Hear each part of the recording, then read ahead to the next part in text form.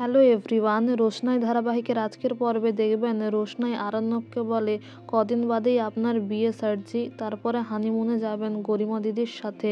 বিদেশে যাবেন জানি, কিন্তু কোনোদিন বেনারস গেলে আমাকে জানাবেন। আমি এতদিন আপনাদের বাড়িতে থেকেছি, নিশ্চয়ই কিছু করতে পারলে ভালো লাগবে। তখন আরণ্যক বলে তুমি খুব নিষ্ঠুর রোশনাই। রোশনাই বলে আমি নিষ্ঠুর? আরণ্যক বলে হ্যাঁ, তুমি নিষ্ঠুর এবং খুব স্বার্থপর। আমি চেয়েছিলাম তোমার অনেক নামডাক হোক, তুমি অনেক প্রতিষ্ঠিত হও, তোমার জীবনটা অনেক ভালো হোক, কিন্তু তুমি সেটা। তখন রোশনাই বলে সবার জীবনে সবটা হয় না। আরণ্যক বলে তোমাকে পারতে হবে, আমার বিশ্বাস তুমি পারবে।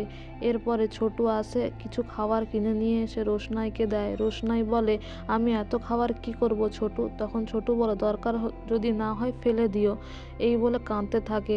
তখন আরণ্যক আর রোশনাইও খুব ইমোশনাল হয়ে পড়ে। আর ছোটু বলে কোনো বিপদে আপদে পড়লে আমাকে একবার ফোন করো, আমি নিশ্চয়ই গিয়ে পাশে দাঁড়াবো। তারপর রোশনাই ছোটুকে জড়িয়ে ধরে কাঁদতে থাকে। এদিকে সুরঙ্গমা রাজেশকে ফোন করে বলে আমি অ্যাসিওর করছি আরণ্যক সঙ্গে যাবে না, এবার আপনাকে যা করার করে নিতে হবে। তারপরে ট্রেনের টাইম হয়ে গেলে রোশনাই বলে আসছি ছোটু, আর এইদিকে আরণ্যককে বলে ভালো থাকবেন স্যারজি। তখন আরণ্যক বলে আমার আর কিছু বলার নেই, শুধু এটাই বলবো আমি কখনো তোমাকে ভুলবো না। এদিকে ট্রেনে তুলে দেয় রোশনাইকে আরণ্যক। তারপর আরণ্যক যখন ফিরে আসে, ছোটু কাঁদে আর বলে কি রে, তুই কষ্ট পাচ্ছিস না? বল কষ্ট পাচ্ছিস না? তুই তো মেয়েটাকে বলতে পারলি না যে তুই ওকে ছাড়া থাকতে পারবি না, তুই ওকে ভালোবাসিস। এই বলে আরণ্যকও অনেকটা ভেঙে যায়, আর আরণ্যক ছোটকে জড়িয়ে ধরে কাঁদতে থাকে।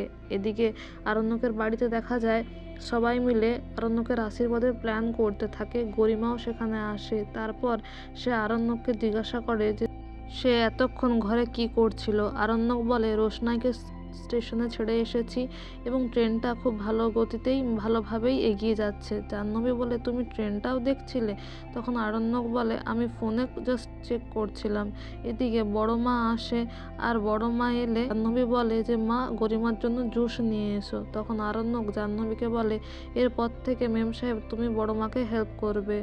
তো বন্ধুরা, এই ছিল আজকের update. Thank you so much.